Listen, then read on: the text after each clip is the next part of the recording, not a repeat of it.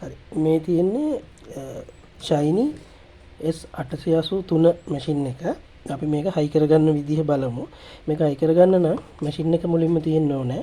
ඊට පස්සේ අකුරු හයි කරගන්න ප්ලේට් එකක් තියෙනවා. මේ ප්ලේට් එක අපි ගාව තියෙන්න ඕනේ. ඊට පස්සේ අකුරු වෙනම අපි ගාව තියෙනවා. අකුරු ඊට පස්සේ ඉන්ක් පෑඩ් එක තියෙන්න ඕනේ. තීන්ත එකක් තියෙන්න ඕනේ. මේ තීන්ත එක වෙනම මිලදී ගන්න වෙනවා. මැෂින් එකත් එක්ක එන්නේ නැහැ. ට්වීසර් එකක් තියෙනවා. එතකොට අපිට ඕන කරන විදිහට මේ අකුරු කාඩ් එකෙන් අපිට අකුරු අරගෙන මේක හයි කරගන්න පුළුවන්. අපි නිකන් හිතමු මෙන්න මේ වගේ ගලව ගත්තා. මෙන්න මේ වගේ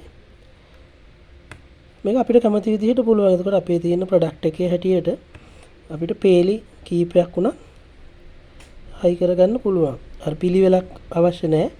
අපිට ගැළපෙන විදිහට මේ විදිහට හයි කරගන්න පුළුවන්. මේක කෙනෙකුට ඕන නම් නිෂ්පාදිත දිනය, කල්ලිකුත් වීමේ දිනය. හරි. එතකොට මේ කාණ්ඩ අංකය ගහනවා නම් කාණ්ඩ අංකය. හරි. ඒ වගේ මේක පිළිවෙලක් නැහැ. කැමති විදිහකට පුළුවන්. සාමාන්‍යයෙන් පේලි 4ක් තමයි පුළුවන් වෙන්නේ. මේ විදිහට පේලි 4ක් පුළුවන්. හැබැයි මේ මැෂින් එක තියෙන විදිහට පේලි يعني ප්‍රධාන පේලි 4කට යනකොට අමතරව මේ වගේ අතර මැද පේලි යන්නත් පුළුවන්. ඒ කියන්නේ මේ හරිම පිළිවෙලටම පේලිම යන්න ඕනේ නැහැ.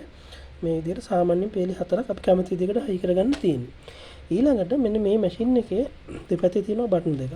ඉතින් මේ බටන් එක මෙහෙම ඔබාගෙන ටිකක් අපි ඇතුළට තද කරද්දි මේක ලොක් වෙනවා. ආයි මේකේ ලොක් එක අයින් කරන්නේ නිකන් ඇතුළට තද කරන්න තියෙන්නේ. මෙන්න මේ පොසිෂන් එකට ආවට පස්සේ අපිට ඉන්ක් පෑඩ් එක දාගන්න පුළුවන්. ඒතර මේ තියෙන ඉන්ක් පෑඩ් එක සාමාන්‍යයෙන් ඉන්ක් පෑඩ් එක පාවිච්චි කරන්නේ නැත්නම් මේකට දාලා වහලා මේක සීල් කරලා තියන්න ඕනේ. නැත්නම් මේක ගල් වෙන්න පුළුවන්.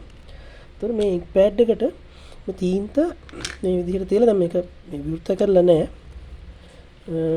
මේක මේ තීන්ත දානකොට මෙහෙම බිඳුව පොඩ දාන්න ඕනේ. දාලා තීන්ත ටික ඇතුළට උරා ගන්න පොඩි වේලාවක් දෙන්න ඕනේ. එහෙම තීන්ත ටික ඇතුළට උරා ගත්තට පස්සේ ආයෙ දෙපාරක් විතර දැම්මහම ඇති. දැන් මම මේක උතර අලුත් එකක් නිසා මම දාන්නේ නැහැ.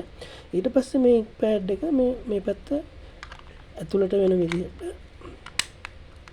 මෙන්න මෙහෙම දාලා ලොක් කරගන්න තියෙන්නේ. හරි. නැවත ඉන්ක් පෑඩ් එක ගලවනවා නම් අර විදිහටම පොඩ්ඩක් ඇතුළට ප්‍රෙස් කළා මේ විදිහට ගලවලා ගන්න පුළුවන්. හරි. පාවිච්චි කළාට පස්සේ හැම වෙලේම ඉන්ක් පෑඩ් එක ගලවලා මේ විදිහට සීල් කරලා මේක සීල් කරලා තිබ්බනම් ඉන්ක් පෑඩ් එක ගල් වෙන්නේත් නැහැ. හරි. අපි දැන් තින් මේ ඉන්ක් පෑඩ් එක මෙහෙම දාමු. දාලා ඉවර වෙලා ඊට පස්සේ අකුරු තියෙන කාඩ් එක හයි කරගන්න මේ සීල් එකේ තව ලොක් එකක් තියෙනවා. මෙන්න මේක තව ටිකක් මෙහෙම ඇතුළට ප්‍රෙස් කරනකොට මෙන්න මේ එක තැනකදී මේක නවතිනවා. මැද හරියේදී මෙන්න මෙතනදී මෙහෙම නැවතුනහම මේ අකුරු තියෙන කාඩ් එක මේ විදිහට අරගෙන මේක පොඩි ක්ලිප් එකක් තියෙන්නේ. මේකට ගන්නට මෙහෙම තියලා නම් තද කරන්න තියෙන්නේ. යන්තම් තද කරාම මේක වැටෙනවා. තද කරාම වැටෙනවා. හරි. ඊට පස්සේ මේක අපිට මේ පාවිච්චි කරන්න පුළුවන්. හරි. ඒතර අකුරු අපිට වෙනස් කරගන්න ඕන නම් නැවත මේක ගලවන්න ඕනිත් නෑ. හරි.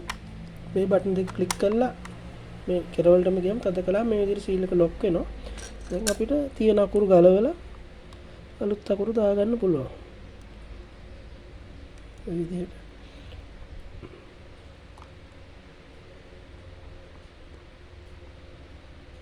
මේ විදිහට පුළුවන්. මේ අකුරු සාමාන්‍යයෙන් ගැලවෙන්නේ එහෙම නෑ. මේ හැලෙන්නේ මුකුත් වෙන්නේ නෑ. මේ විදිහට තමයි පාවිච්චි කරන්න තියෙන්නේ.